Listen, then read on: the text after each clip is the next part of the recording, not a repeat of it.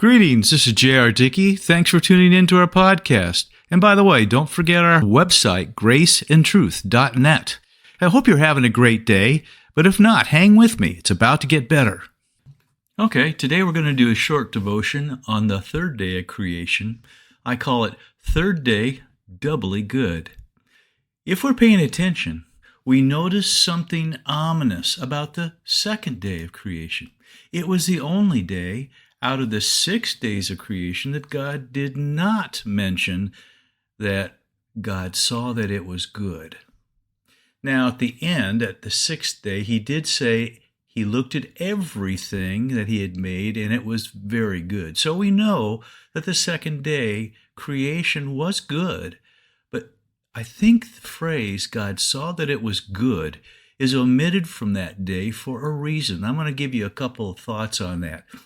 Recall that on that day, he separated the waters above and below by an expanse he called heaven.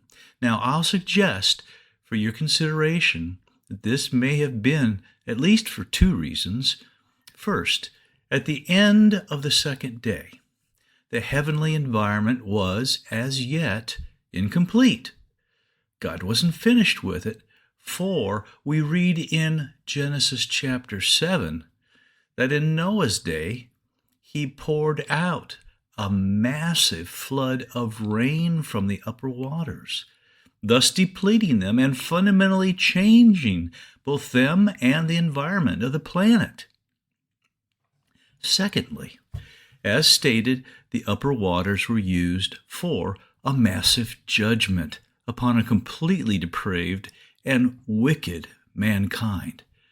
God, being omniscient and knowing beforehand that this would become necessary, did not declare his tool of judgment to be good in this case.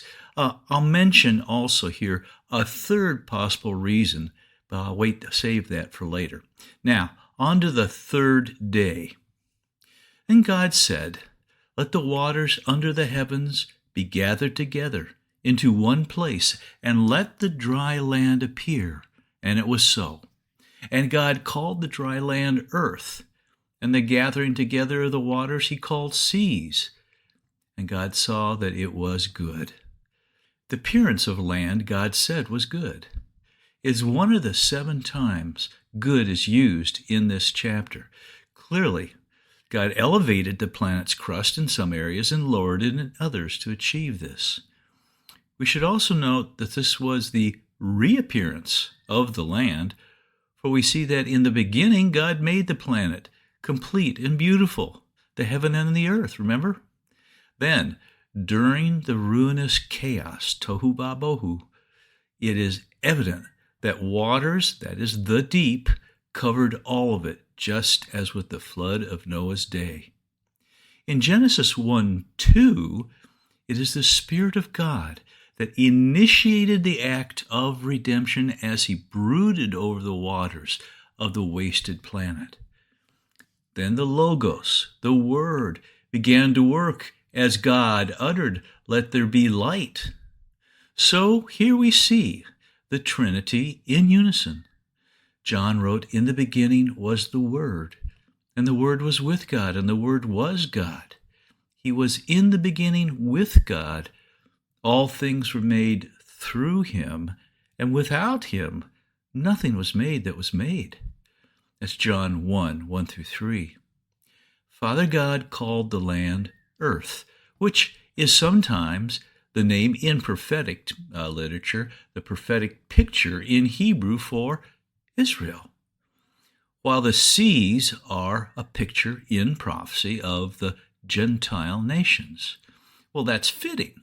For while the earth remained covered by water on the second day, there was no mention that it was good, but when the earth appeared, God said it was good. Israel is his land and his people among the Gentiles, or as they're called, the nations. Through the prophet Joel, he said in Joel 3:2, "I will also gather all nations and will bring them down into the valley of Jehoshaphat, and will plead with them there for my people, and for my heritage, Israel, whom they have scattered among the nations and parted my land.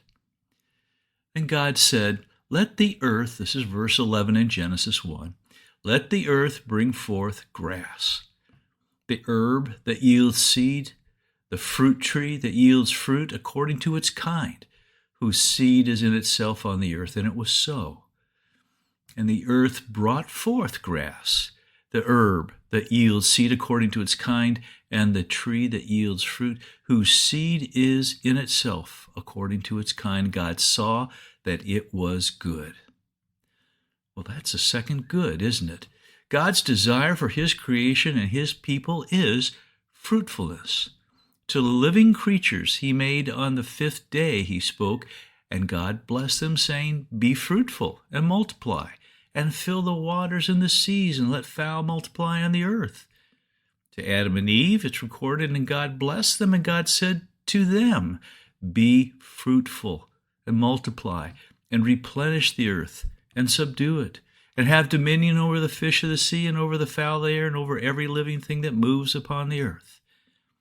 God the Son, who is the Logos, the Word, and the agent of God's creation here, thousands of years later, said to his disciples, by this my Father is glorified, that you bear much fruit. So will you be my disciples. It's John 15:8. And he said, I'm the vine, you're the branches. He who abides in me, and I in him, bears much fruit. For without me, you can do nothing. John 15:5. So, both the appearance of the earth, which is the picture of his people, and the fruitfulness of the earth, which is the picture of his people abiding in him, he saw as good, doubly good. So the evening and the morning were the third day. Now may the Lord grant you peace in the midst of any storm, and faith to trust him. Look for our next podcast, and may you realize more of his grace today.